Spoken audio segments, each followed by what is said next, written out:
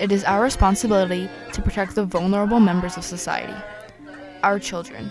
We protect our children from dangerous people and dangerous places.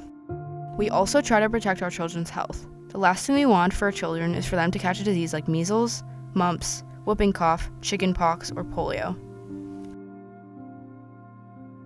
The Centers for Disease Control and Prevention says the nation is facing its largest measles outbreak in 5 years. On Tuesday, New York City Mayor Bill de Blasio declared a public health emergency where measles, once declared eradicated in the United States, for the measles outbreaks outbreaking at near record levels. Measles outbreaks are rattling regions of the country again this year. False information. Misinformation about vaccines. Misinformation. Anti-vaxxers are personally against vaccination.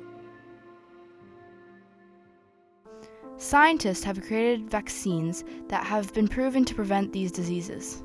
For example, the measles vaccine has decreased childhood deaths from measles by 74%. In the 20th century, there were over 29,000 deaths from smallpox yearly in the United States.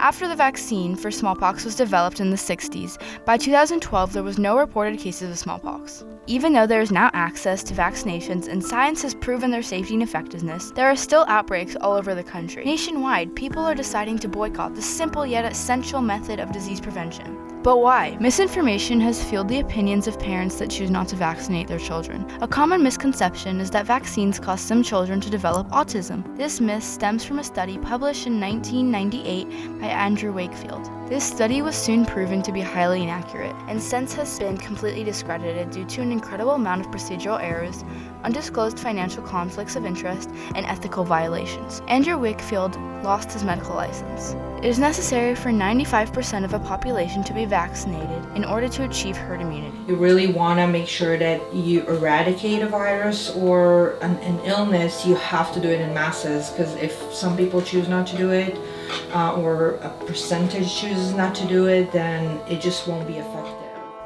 This means that those that aren't able to be vaccinated, such as a child with cancer, can rely on those that are vaccinated to not bring diseases into a population. Just like buckling up your child, vaccinating them will protect them from the worst case scenario, even though it isn't bound to happen. Religious beliefs is another factor for some anti-vaxxers. The Constitution of the United States of America states the right to religious freedom, but as the New York Times states it, infecting people isn't a religious right. States tend to have a higher percentage of outbreaks.